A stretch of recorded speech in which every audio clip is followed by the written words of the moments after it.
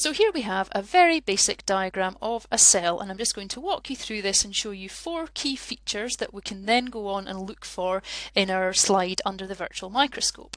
The first point to note is the outer membrane of the cell. It's called the cell membrane.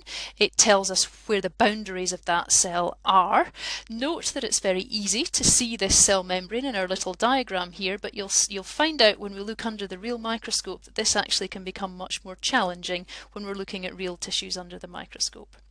Inside the cell membrane we have the cytoplasm. The cytoplasm will stain a shade of pink. That shade will depend on the nature of that cell, but within the cytoplasm there are lots of elements that help with the function of that particular cell.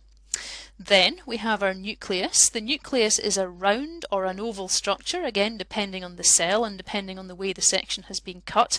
It will stain a blue or purple kind of colour, and it's a circular or oval structure, as I say.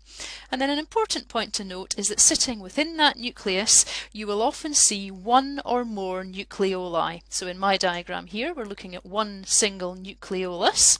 That is a very small sort of dark blue staining structure sitting within the nucleus. Sometimes it can be a point of confusion for novices that they see a nucleolus and they think, oh, that's the nucleus, and then the bit surrounding it is the cytoplasm. So just watch out for that when we move on and look at our real histology section under our virtual microscope. So just to summarise a few key points then before we go on and look at our section. The main stain that we use for looking, at least in the first instance, at histological sections is called hematoxylin and deosin, or H&E. It stains tissues varying shades of pink and purple. Some things don't stain with H&E, for example fat. Epithelial cells are the types of cells that perform the function of organs in the body. And connective tissues act like a scaffold to support these epithelial cells. Okay, so what we're looking at now then is a section of skin, and this is skin taken from a cat. And just to orientate you a little bit, this white area here, this clear area, this would be the outside of the cat, and then we come to the surface of the skin here, the epithelial cells that I'm going to focus in on a bit more in a minute. This is called the epidermis of the skin, and then we move underneath from the epidermis into a part of the skin called the dermis.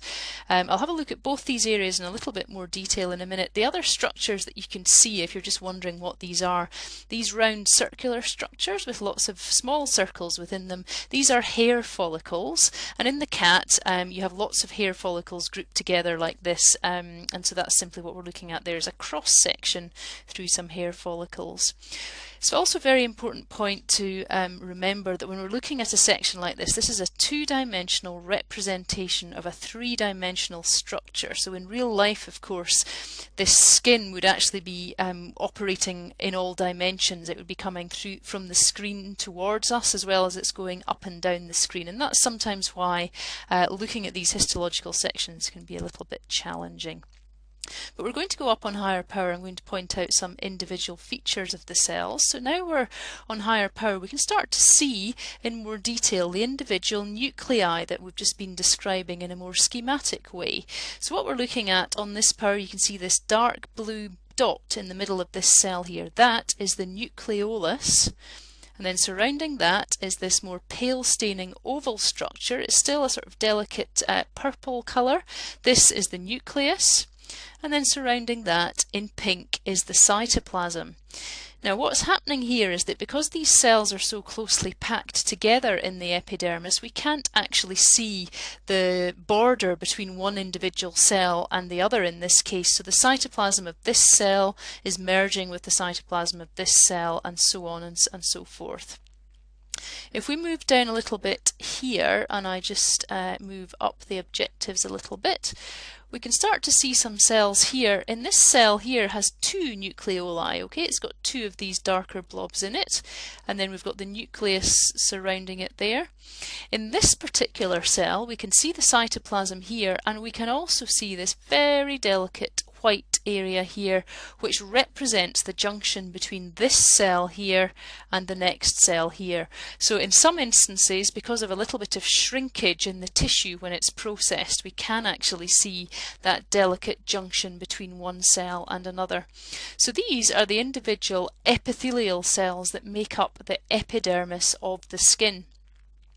In this particular example, we're looking at an epidermis that is sort of 2 to 5 cells thick, depending on the area that we look at.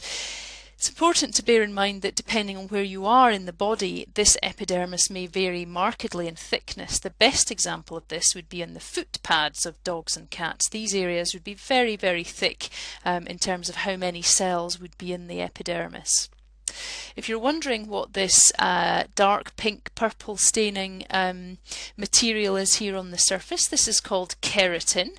So if you were to scratch your own skin and see some sort of white flakes appearing, that's keratin. This is the mature epidermal cells that have matured and are now dying and are falling off, and these will be replaced by new cells that divide from this basal layer here. They divide and they move out and then they fall off, and then the whole process starts again. So the skin is continually regenerating and replacing the dead cells that fall off the surface.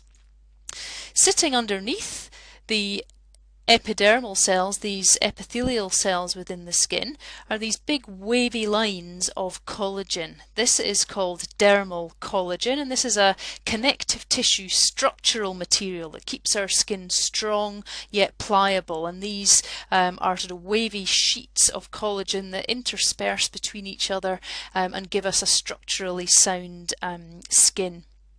So these are the main sort of cell and tissue elements, if you like, the epidermis here, the dermis here, and one other interesting point here is that the skin obviously performs a very important mechanical function in protecting us, in protecting the body. It's also immunologically a very active site. These are not just cells that are sitting here performing a mechanical protective function.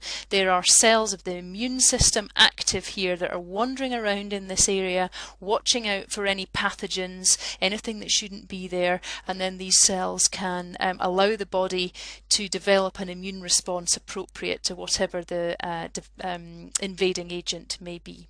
So I hope that gives you a little bit of an insight into the staining qualities and characteristics that we'll see on histological sections when we look under the microscope.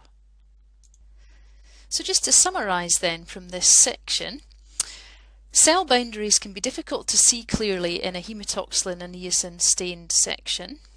The outermost layer of the skin is called the epidermis.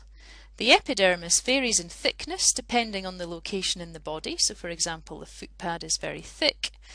The epidermis is supported by connective tissue called the dermis, and this is composed mainly of a connective tissue called collagen.